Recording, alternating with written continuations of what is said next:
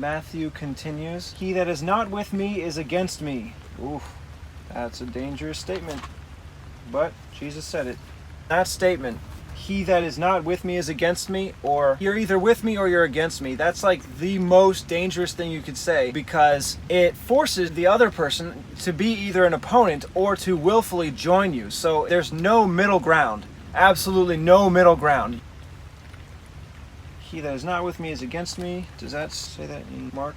Verily I say to you, all sins shall be forgiven the sons of man, and blasphemy, wherewith soever they shall blaspheme. But he that blasphemes against the Holy Spirit.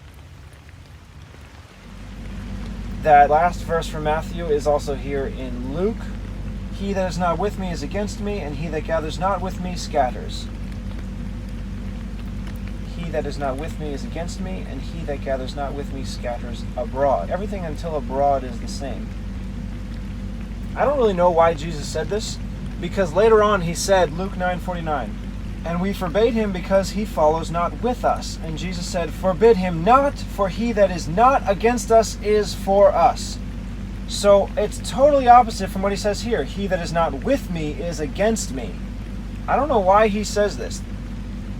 I mean, this statement makes way more sense. Mark 9:38, John answered, saying, Master, we saw one casting out devils in your name, and he follows not us. And we forbade him, because he follows not us. But Jesus said, forbid him not, for there is no man which shall do a miracle in my name that can lightly speak evil of me. For he that is not against us is on our part. So, again, I don't know why he says both these statements. They're totally opposite. I don't know. But I'm just going to leave it as it is. Wherefore I say to you, all manner of sin and blasphemy shall be forgiven to men. Verily I say to you. So wherefore or verily, one or the other. Truly. I'll go with wherefore. I've used verily a lot. Wherefore, and then from both, I say to you. All manner of sin and blasphemy.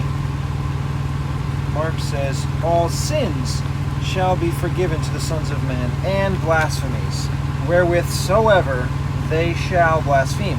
It's kind of backwards the way it says it in Mark. All sins shall be forgiven the sons of man, and blasphemies, wherewith they shall blaspheme. I think it makes a lot more sense the way it's spoken in Matthew. All manner of sin and blasphemy shall be forgiven to men. And I'll put to the sons of men in there, because in Matthew it just ends with shall be forgiven to men. So I'll say the sons of men as well, just to be inclusive. All sins shall be forgiven. Matthew says all manner of sin. Maybe I think I could say all manner of sins. All manner of sin, all manner of sins. Yeah, that's still fine. All manner of sins, plural. It doesn't have to be singular, so I could say sins from Mark. Yeah, that works. Here's the problem, though. In Mark, it mentions all sins shall be forgiven sons of men, and then it adds blasphemy with a larger explanation. Blasphemies, wherewith soever they shall blaspheme. So if I try and put that in with this verse in Matthew, in that order, which I'm thinking of doing, it might have to go all manner of sins and blasphemies, wherewithsoever they shall blaspheme, shall be forgiven to the sons of men. Yeah, that fits. All manner of sins, sin and blasphemy in Matthew. Mark breaks it up. Sins shall be forgiven and blasphemies. Blasphemy and blasphemies.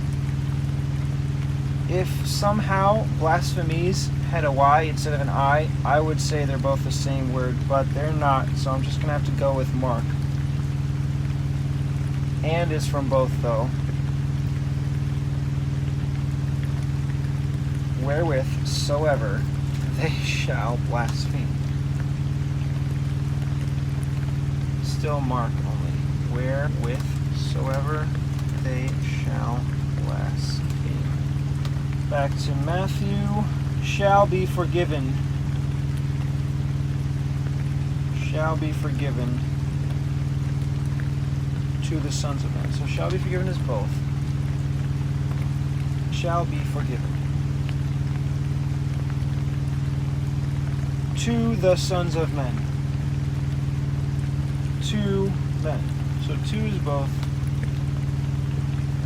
The sons of is Mark only.